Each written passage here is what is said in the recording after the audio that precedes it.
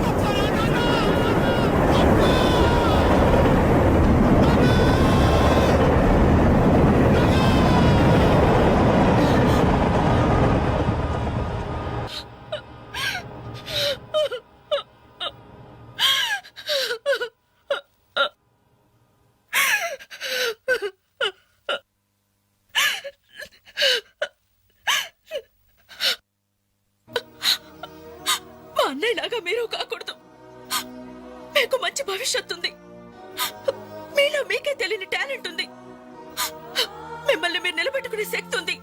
ఏదైనా సాధించగల సమర్థత ఉంది. మీలో ఉన్న శక్తి సామర్థ్యాలు మొండి గోడల మీద కూర్చోడానికో ఆడపిల్లలు అలర్ట్ చేయడానికో పరిమితం కాకూడదు. మీలో ఉన్న ప్రతిభను మీరు గుర్తించాలి.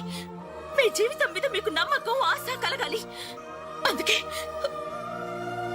మిమ్మల్ని ప్రేమించాలని చెప్పాను. కాదంటే ఏ అఘాయిత్యం చేసుకుంటారోనని భయంతోనే అబద్ధం చెప్పాను. నా వల్ల, నా ప్రేమ వల్ల మీరు ప్రయోజకులుగా మారాలని ఆశపడ్డాను. ఇదేనా నేను చేసిన నేరం? ఇదేనా నేను మీకు చేసిన ద్రోహం? చెప్పండి, చెప్పండి. సమాధానం చెప్పండి. చెప్పండి. నలుగురు కుర్రాళ్ళతో ఐ లవ్ యూ చెప్తాను నాన్న ఓ కూతురు అడిగితే అలాగే చెప్పమ్మా అని బుద్ధున్న ఏ తండ్రి అనడు. కానీ నేనన్నాను. ఎందుకో తెలుసా? కొడుకు పోతే కన్నవాళ్ళు అనుభవించే చిత్రవద ఎలా ఉంటుందో నాకు తెలుసురా. అదే కడుపు కోత మీ కన్న వాళ్ళు అనుభవించకూడదు.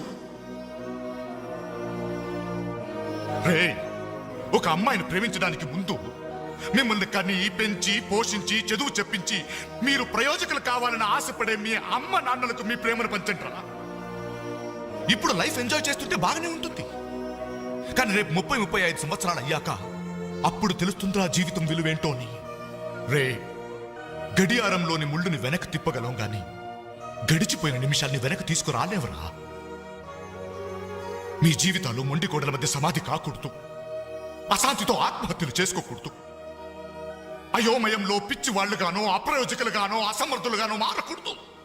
యూత్ బాగుండాలి. ఇప్పటి కుర్రాళ్ళు కంప్యూటర్స్ తో పోటీ పడుతున్నారా? మీలాంటి కుర్రాళ్లే పులేల గోపీచంద్, విశ్వనాథ్ ఆనంద్, సచిన్ తెండూల్కర్ అలా కానున్నారు. మీకు బాగున్నారు. మీరు యూత్స్, అవర్ ఫ్యూచర్. బాగున్నారా? బాగుండాలి.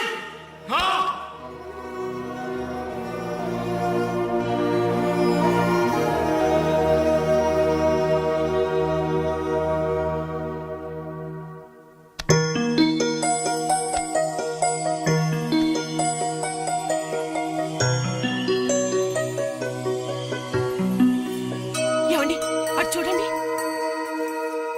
అలా చూడు. ఏమండి, అటు చూడండి.